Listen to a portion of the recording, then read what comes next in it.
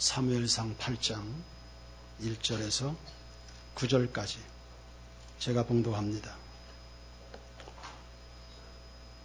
사무엘이 늙음에 그의 아들들을 이스라엘 사사로 삼으니 장자 이름은 요엘이요 차자 이름은 아비야라. 그들이 부엘세바에서 사사가 되니라. 그의 아들들이 자기 아버지의 행위를 따르지 아니하고 이익을 따라 뇌물을 받고 판결을 굽게 하니라. 이스라엘 모든 장로가 모여 라마에 있는 사무엘에게 나아가서 그에게 이르되 보소서, 당신은 늙고 당신의 아들들은 당신의 행위를 따르지 아니하니 모든 나라와 같이 우리에게 왕을 세워 우리를 다스리게 하소서 한지라. 우리에게 왕을 주어 우리를 다스리게 하라 했을 때에 사무엘이 그것을 기뻐하지 아니하여 여호와께 기도하매 여호와께서 사무엘에게 이르시되 백성이 내게 한 말을 다 들으라. 이는 그들이 너를 버림이 아니요 나를 버려 자기들의 왕이 되지 못하게 함이니라. 내가 그들을 애굽에서 인도하여 낸 날부터 오늘까지 그들이 모든 행사로 나를 버리고 다른 신들을 섬김같이 내게도 그리하는도다. 그러므로 그들의 말을 듣되 너는 그들에게 엄히 경고하고 그들을 다스릴 왕의 제도를 가르치라. 아멘. 이스라엘 장로들이 사무엘에게 다른 나라들처럼 왕을 세워달라 요청했습니다.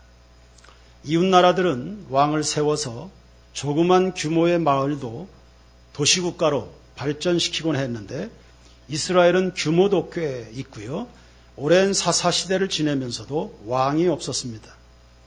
이스라엘은 왕권으로 다스리는 나라가 아니라 신앙을 구심점으로 하는 독특한 정치 구조였습니다. 우리에게 왕을 달라 하는 것은 이스라엘 정치사의 혁명적 사건입니다. 세계 역사를 들여다보더라도 정치 상황의 급격한 변화는 혁명을 통해서 이루어졌습니다. 불란서 혁명, 홍난적의 혁명, 러시아 볼셰비키 혁명, 미국의 독립전쟁 등등이 바로 그것입니다. 그런 점에서 왕을 달라는 백성의 요구는 이스라엘 역사에 대변화를 가져온 사건 중의 사건입니다. 왕을 요구하게 된 배경이 있지 않을까요? 첫째는 외모지상주의입니다. 역시 사람들은 눈에 보이는 대로 판단하는 경향이 많습니다. 위험 있게 느껴지는 다른 나라의 왕정 체제와 비교했을 때 지팡이 하나 잡고 말씀을 전하는 선지자들이 다스리는 자신들의 처지를 보니까 매우 초라하게 느껴진 겁니다. 그러나 사실 그거 초라한 거 아니거든요. 다른 나라와 구별되는 독특하고도 이스라엘이 가지고 있는 가장 강력한 정치적 컨텐츠입니다. 만왕의 왕 되신 하나님이 말씀을 가지고 그들 가운데 좌정하사 직접 통치하시는 형식이니 이 얼마나 큰 축복입니까? 신명기 33장 29절입니다. 이스라엘이여 너는 행복한 사람이로다. 여호와의 구원을 너같이 얻은 백성이 누구냐? 그는 너를 돕는 방패시여 내 영광의 칼이시로다. 내 대적이 내게 복종하리니 내가 그들의 높은 곳을 밟으리로다. 아멘. 신명기 4장 7절입니다. 우리 하나님 여호와께서 그에게 우리가 그에게 기도할 때마다 우리에게 가까이 하신 것 같이 그 신이 가까이함을 얻은 큰 나라가 어디 있느냐. 이스라엘 백성들은 본인들이 누리고 있는 복을 잘 몰랐습니다. 이스라엘은 다른 나라와 다른 것에 대해서 감사할 줄 모르네요. 다른 사람과 내가 다른 것, 그거 내가 받은 하나님 앞에 독특한 은혜입니다. 다른 집의 자식과 우리 애가 다른 것에 대해서 불안하고 불평하는 그런 부모들이 있는데 그거 바르지 않습니다. 그들만을 향한, 우리 교회만을 향한 하나님의 독특한 부르심이 있는 겁니다. 오늘 나는 무엇을 감사해야 될까? 우리 가정을 들여다보면서 무엇을 감사해야 될까? 두 번째, 왜 왕을 요구합니까? 아마도 4장에서 법궤를 빼앗긴 사건이 발단이 됐을 겁니다.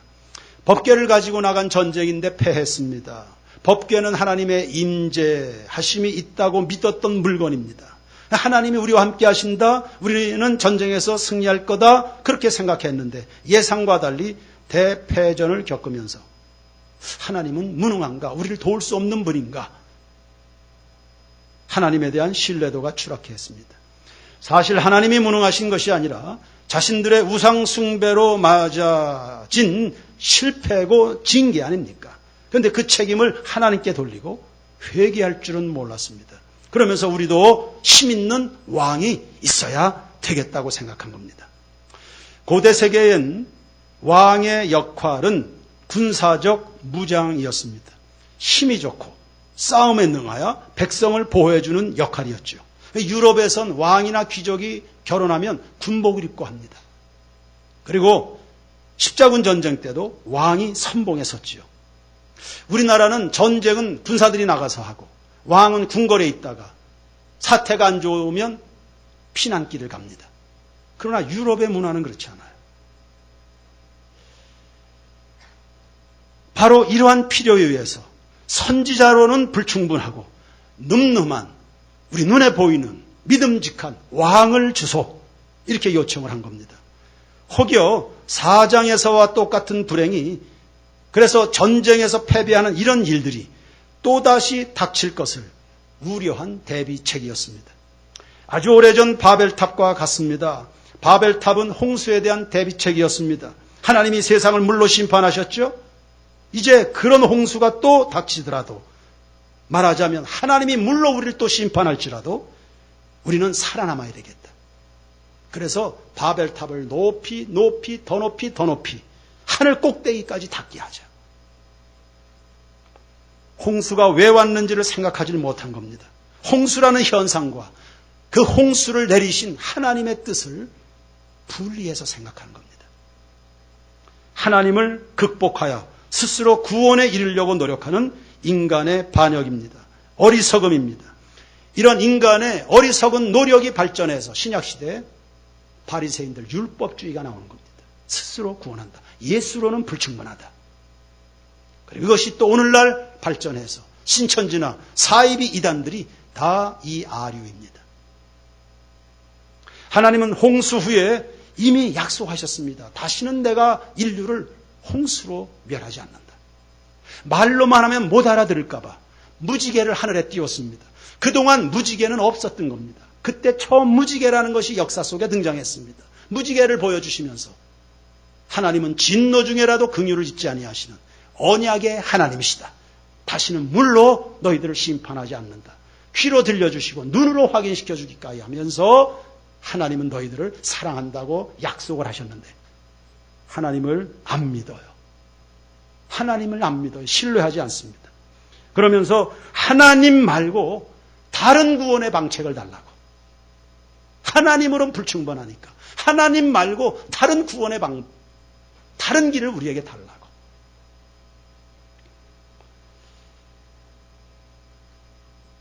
바벨탑은 무너졌죠.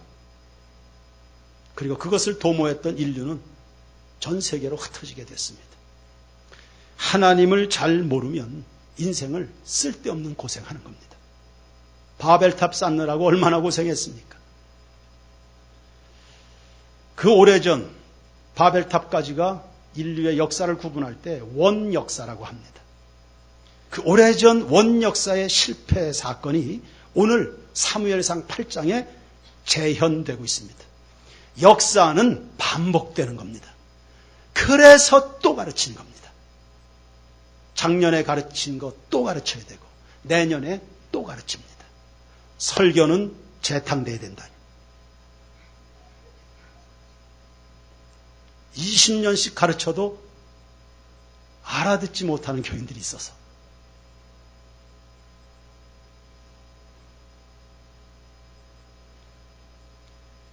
7장 13절에 보시면 하나님이 블레셋을 막아 침범치 못하게 했습니다. 잃었던 땅 회복했습니다. 주변국들과 평화가 흐르고 있었습니다. 하나님이 그 부족한 백성들에게 이만큼 잘해주고 계신데 하나님 말고 다른 왕을 우리에게 주십시오. 우린 불안해서 살 수 없습니다. 하나님으론 만족할 수 없습니다. 어떤 사람이 산행을 하다가 미끄러져서 낭떠러지에서 굴러 떨어지게 됐습니다. 다행스럽게 굴러 떨어지다가 중간쯤 있는 나무에 탁 걸려서 그 나무를 붙들고 대롱대롱 매달리게 됐습니다. 사람이 소리쳤습니다. 하나님 살려주세요. 살려주세요. 하나님께서 말씀하십니다. 내가 너 받아줄 테니까 그 잡은 거 내려놔라. 내가 너 받아줄게. 그 잡은 거 그냥 놔. 마음 편하게 놔라. 내가 너 받아줄게. 근데 이 사람이 믿을 수가 없었습니다. 그 절벽 위를 향해서 소리칩니다. 여보시오, 거기 하나님 말고 누구 없어?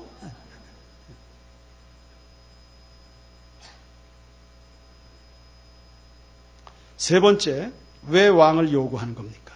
사무엘이 늙었다네요.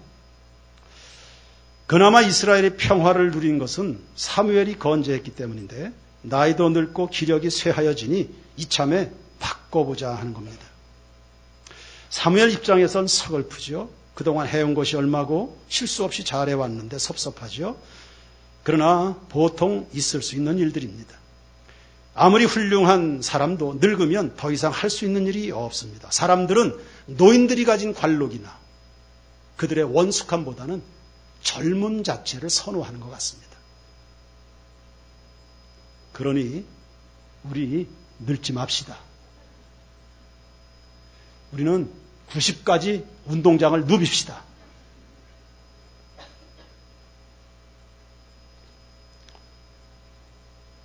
나이는 숫자에 불과하다 그랬습니다. 나이는 늘어가겠죠. 그러나 우리 속에 있는 주님의 사랑, 주님을 위해 살고 싶은 열정이요. 주님이 말씀하시고 경험시켜 주시는 것들에 대한 깨닫는 아주 예민한 영적인 센스들.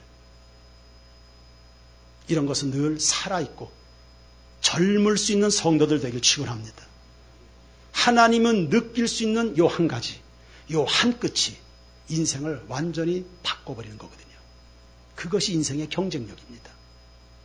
세인교회 성도 여러분, 평생 하나님 앞에 서는 그날까지 청춘으로 살아가게 되길 주의 이름으로 축원합니다.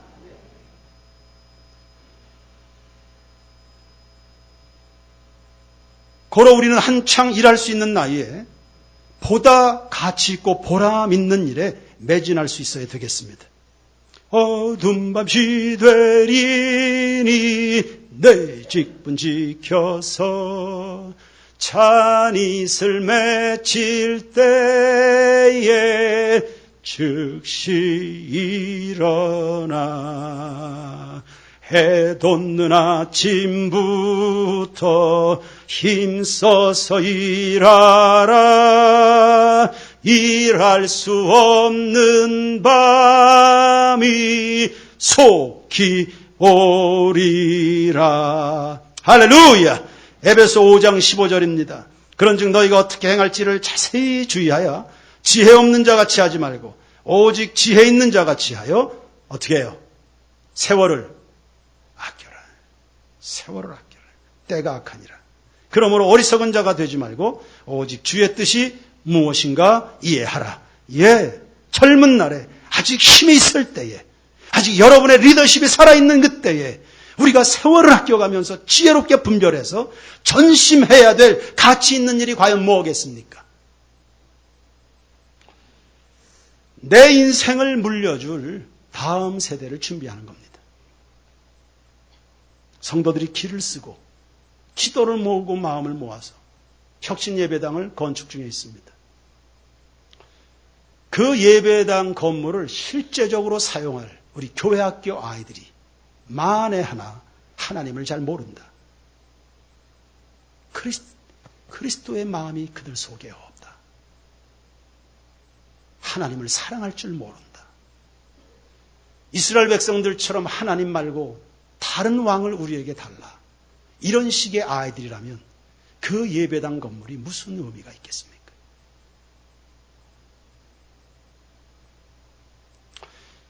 백성들이 왕을 달라고 요구했던 네 번째 이유가 바로 이 문제와 직결됩니다.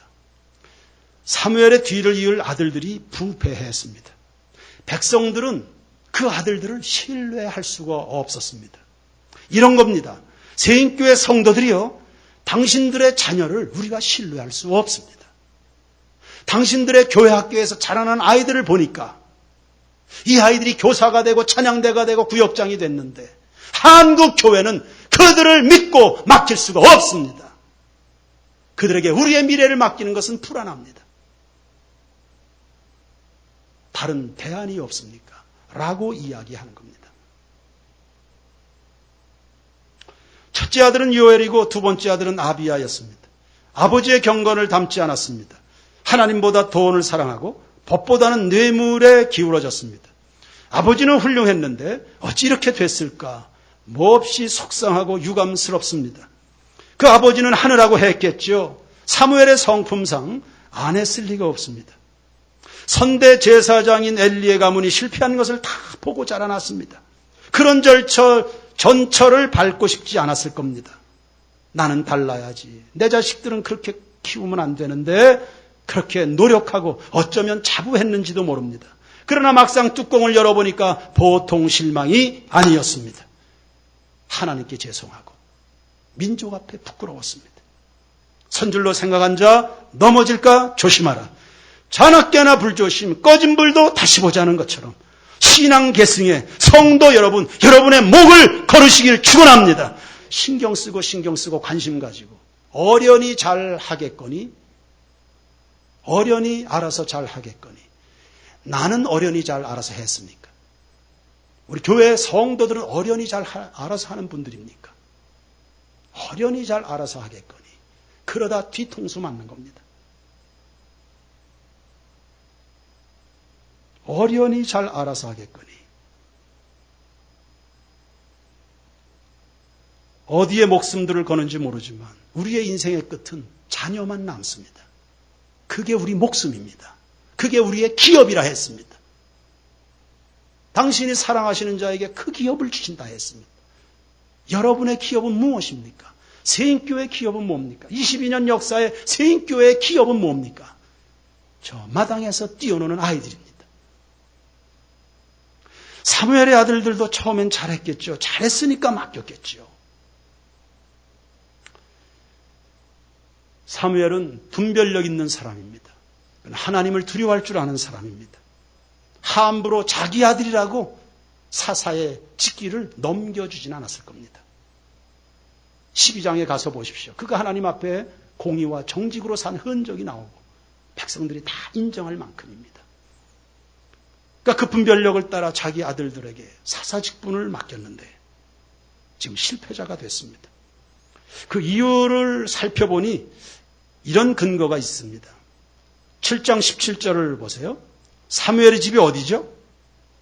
7장 17절. 사무엘의 집이 어디입니까?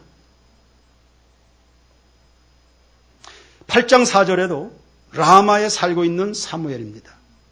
이 라마는 팔레스틴 땅의 중부 지역입니다. 그런데 아들들은 어디 가서 사역을 합니까? 8장 2절을 보세요. 아들들 어디에 있습니까? 브엘세바입니다. 팔레스틴 땅의 최남단에 가 있습니다. 아버지와 멀리 떨어져 있습니다. 부모의 감시 밑에서 잘하던 자식들도 부모 떠나 멀리 세상 속으로 떨어져 나가다 보면 잘못될 수 있는 겁니다. 부모의 울타리가 그리도 중요하다. 아이들 고등부까지 신앙생활들 잘합니다. 대학 들어가면서 춘천이다, 저 충주다, 청주다, 대구다, 부산이다. 어느 순간부터 그 아이들이 주일도 지킬 줄 모르는 아이가 돼버립니다. 그래서 그랬는지 어떤 부모들은 매 주일마다 원주로 와라. 그래서 부모와 함께 주일 예배를 지키는 그런 아이들도 있습니다. 여러분이 선택하시고 여러분이 결정하십시오. 여러분의 가문과 그 아이들의 미래가 어떤 것이 더 축복스러울까? 사람은 자기를 충분히 건사할 수 있을 만큼 하나님을 깊이 알아야 됩니다. 알아야 승리합니다. 하나님을 아는 만큼이 힘입니다. 모르면 세상의 종로로 타는 겁니다. 그러니 어쩌자는 겁니까? 우리 자녀들에게 이 자리만 물려주지 마십시다. 사사라는 자리만 물려주지 맙시다. 아이들에게 미래라고 하는 시간만 무책임하게 건네줘 버리고 알아서 살아야 되는 것처럼 그렇게 하지 맙시다. 재산? 아이들에게 재산만 물려주는 게 무슨 의미가 있습니까? 그 시대를 자기에게 건너온 시간과 은사와 재물을 하나님을 영화롭게 그렇게 감당할 줄 모르는데 주문 다 죄 짓는데 세상에 독이 되어버립니다.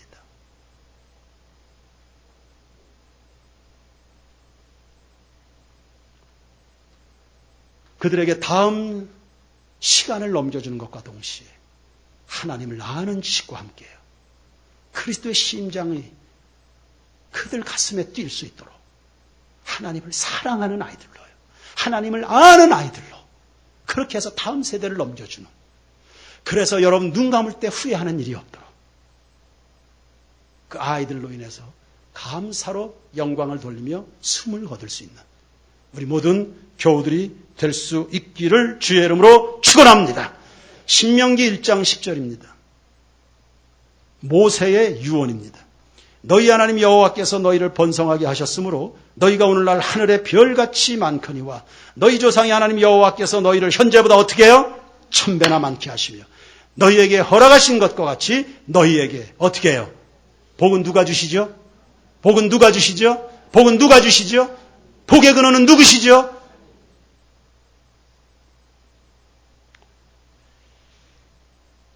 모세가 요단 동편 아라바 광야에서 120년 인생을 마무리하고 40년 사역을 마무리하면서 마지막으로 선포한 설교입니다. 그들 곁을 떠나면서 모세가 마지막으로 남기는 꿈입니다. 하나님 나라가 현재보다 1000배나 더하기를 소망한다. 하나님 나라의 꿈을 우리가 평생 열정으로 삶을 살아갈 충분한 가치가 있는 하나님의 나라와 의가 번성하기를, 현재보다 1000배나 더 번성하기를, 이 하나님의 나라의 꿈을 백성들에게 안겨주고 그리고 숨을 거두는 겁니다. 그 나라의 꿈을 안고 몸부림쳐 가면서 주님의 은혜를 누리고 살아계심을, 복 주신 하나님을 경험할 그 백성들을 바라보면서 말입니다. 그런 점에서 우리 중고등부 학생들은 500비전. 여러분 부모의 입에서 이런 말들이 나와야 됩니다. 하나님의 은혜가, 주의 영광이, 하나님의 나라가, 세인교회 성도들이여, 세인교회 교회학교 학생들이여, 청년들이여, 너희들 속에 하나님의 나라야, 현재보다 1000배나 더 번성하기를 축복하노라. 여러분의 입에서, 부모의 입에서 이런 말들이 나와야 됩니다. 하나님 나라의 꿈이 그 아이들의 인생을 위대하게 가꾸어 가게 될 것을 믿습니다. 두 번째, 여호수아서 23장 6절이 합니다. 이거는요, 여호수아의 유언입니다. 그러므로 너희는 크게 힘써 모세 율법책에 기록된 것을 다 지켜 어떻게 해요? 행하라. 다시 따라서 합시다. 행하라. 성경만 가르쳐주면 안 됩니다. 성경 공부하면 안 됩니다. 그 말씀을 지켜 행하도록 만들어야 됩니다. 행하기 전까지 성경은 그냥 하얀 종이에 까만 글씨입니다. 그 말씀은 행할 때 역사하는 겁니다. 그 말씀 가지고 살아갈 때 살아계신 하나님을 경험할 수 있는 거거든요. 기도해라. 놀라운 크고 비밀한 일로 응답하신 하나님을 만나죠. 용서해라. 용서할 때 나 같은 놈을 사랑하신 하나님의 사랑이 얼마나 큰지, 그 구원의 가치가 어떤 것인지를 깨닫게 되는 겁니다.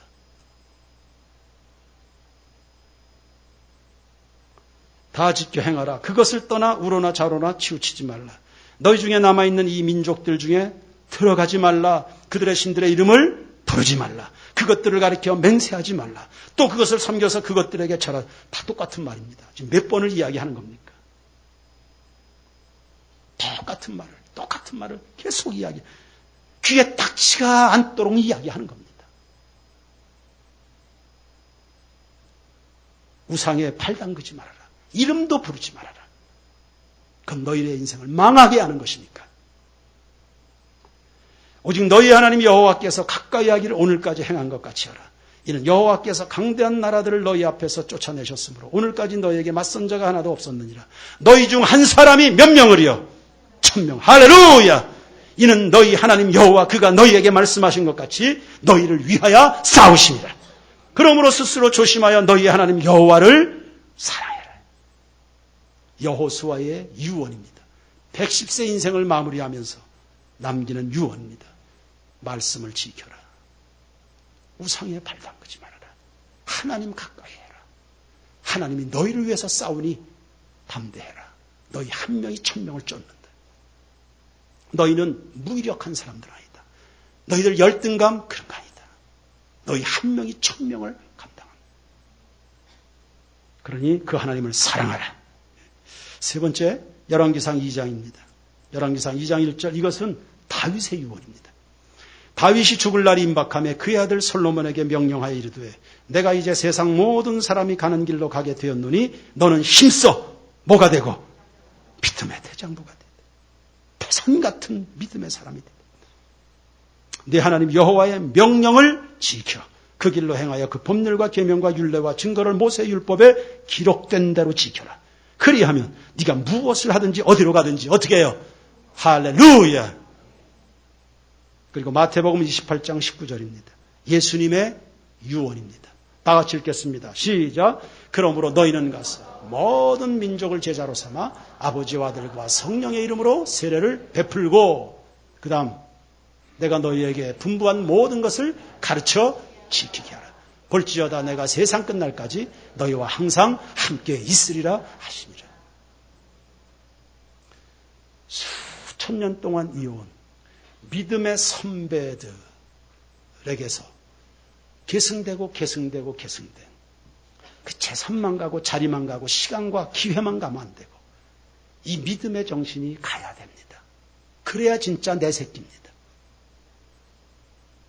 힘있고 유력하고 잘난 그런 사람들이 모여서 교회가 되는 게 아니라 동일한 믿음의 고백과 동일한 성령의 이끄심과 동일한 진리를 붙들고 동일한 비전 속에 동일한 열정으로 모이는 그곳이 바로 교회입니다. 여러분의 가정도 그와 같이 되기를 축원합니다.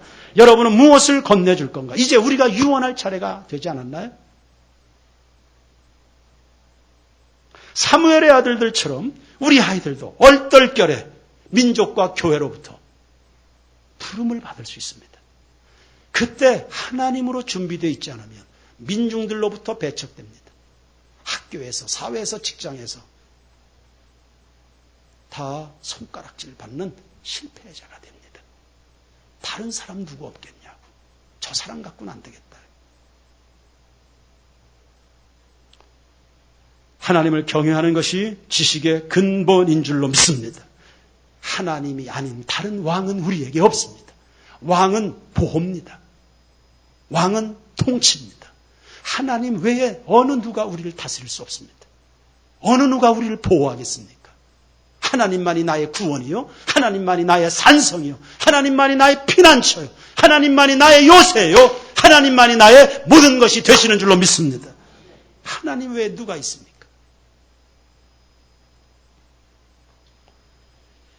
이상의 네 가지 이유로 왕을 달라 했는데 하나님 기뻐하시지 않았습니다. 그러면서 그들이 왜 왕을 달라고 요구하는지 그 마음속에 숨은 의도를 진단하셨습니다.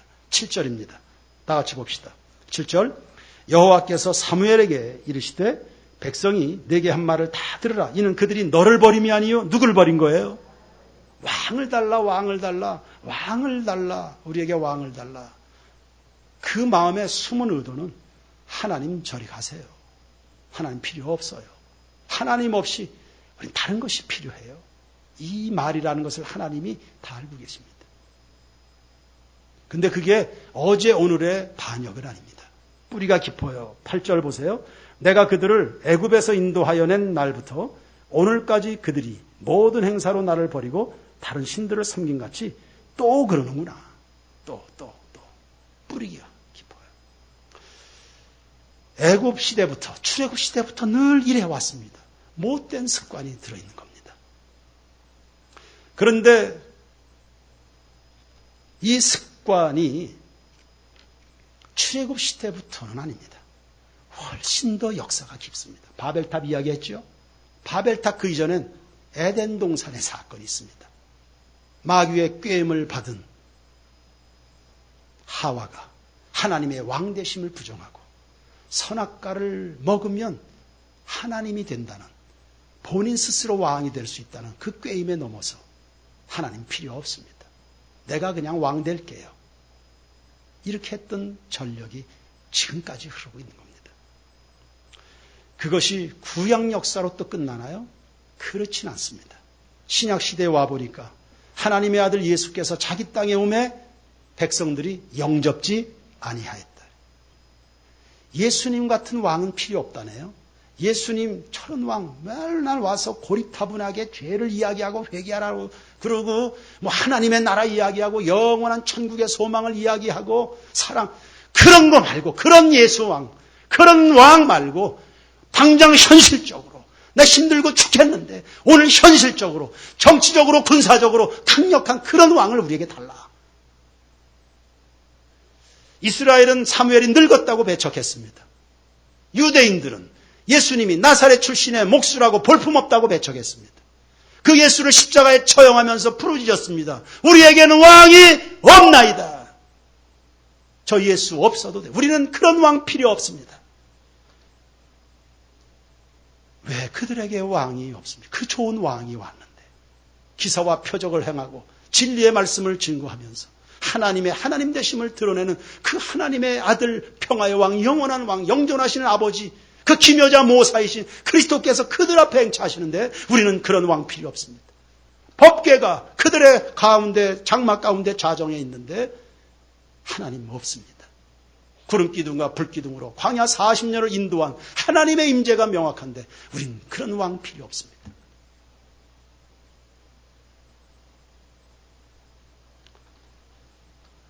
그런 왕 대신에 권력을 주고 재물을 가져다 주는 왕이 좋았죠. 예수님을 십자가에 죽였습니다.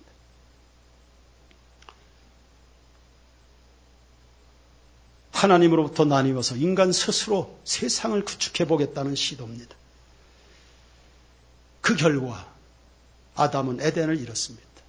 유대인들은 로마의 말발굽에 짓밟혔습니다. 2000년 동안 나라를 잃고 2000년을 방황하는 그런 민족 신세가 되어버렸습니다.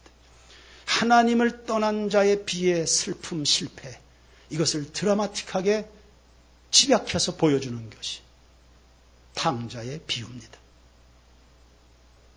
결국은 회개하고 아버지 품으로 돌아와서 그분의 다스림을 받을 때 모든 삶의 숙제가 풀리게 되는 줄로 믿습니다. 오늘 여러분에겐 어떤 왕이 필요합니까? 오늘 여러분에겐 어떤 왕이 필요합니까? 하나님은 왕 달라는 이스라엘 백성들에게 예고를 하셨습니다. 너희들 그래가지고 고생한다. 8절부터 10절에서부터 18절까지입니다. 그 왕을 섬기다가 너희들 큰일 난다. 고생한다. 후회한다. 그렇게 경고했는데도 그래도 좋습니다. 그래도 하나님보다는 그 왕이 좋습니다. 결국은 그 왕 실패했습니다. 그리고 하나님이 준비하신 다른 왕으로 대체가 됐죠. 대체된 그 왕이 누굽니까? 다윗입니다. 그 다윗은 장차 이 땅에 오실 공평과 정의로 영원무 우리를 다스리실 하나님의 아들 예수 그리스도를 예표하는 것입니다. 그 다윗 왕 외에는 이스라엘의 왕정 역사를 보면 거반 다 실패했습니다.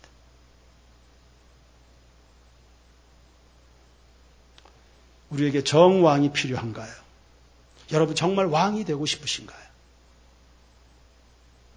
여러분 우리의 왕은 예수 그리스도 외에 없는 줄로 믿습니다. 정말로 영이 여러분들 왕으로 스스로 알아서 인생을 살고 싶어요? 왕이 되고 싶어요? 왕이 되고 싶어요? 그러면 예수를 주인으로 모시는 그런 왕이 되시기 바랍니다. 제왕적 왕은 안 됩니다. 하나님의 말씀에 의지해서 온 땅 구석구석 은혜와 진리로 밝힐 하나님의 영광의 뜻을 구현해낼 수 있는 하나님 섬기는 그런 왕들 되십시오. 이 땅에 대통령 필요합니다. 하나님을 주인으로 모시는 대통령이 되어야 합니다. 여러분들 재벌이 되고 싶습니까? 예수님을 주인으로 모시는 그런 재벌이 되셔야 됩니다. 이사야 9장 6절, 7절입니다. 이는 한 아기가 우리에게 낳고 한 아들을 우리에게 주신 바 되었는데 그의 어깨에는 정사를 메었고 그의 이름은 기묘자라 모사라 전능하신 하나님이라 영존하시는 아버지라 평강의 왕이라 할 것임이라. 그 정사와 평강의 더함이 무구하며 또 다윗의 왕자와 그의 나라에 군림하여 그 나라를 굳게 세우고 흔들리지 않는 나라 말입니다. 썩지 않고 쇠하지 않는 그 나라 말입니다. 지금 이후로 영원히 정의와 공의로 그들을 보존하실 것입니다. 이사야 32장 1절과 2절입니다. 보라 장차 한 왕이 공의로 통치할 것이요 방백들이 정의로 다스릴 것이며 또 그 사람은 광풍을 피하는 곳, 폭우를 가리는 곳 같을 것이며 마른 땅의 냇물 같을 것이며 곤비한 땅에 큰 바위근을 같으리니. 예수님이 임하신 풍랑이 일었던 바다 호수를 보십시오. 그 예수님이 좌정하신 베데스다 연못가의 수많은 환자들, 그들 가운데 일어난 변화를 보십시오. 예수님이 임하신 메마른 땅 광야에서 무슨 일이 일어났는지를 보십시오. 주님이 계셔야 됩니다. 주님이 여러분의 삶의 중심의 왕으로 계셔야 됩니다. 우리 세인교회 주님이 계셔야 됩니다. 여러분의 마음을 다 열어서 주님 오셔서 나를 다스려 주시옵소서. 우리의 가정도 자녀들도 원주의 35만도 수많은 공공기관들이 들어와 있는 혁신도시에도 좌정하사 통치하옵소서. 한국교회 불쌍히 여기시고 주님의 손에 올려드리니 다스려 주옵소서. 병든 몸, 병든 육체, 병든 가정 주님 통치하옵소서. 찬양 드리겠습니다. 당신은 영광의 왕,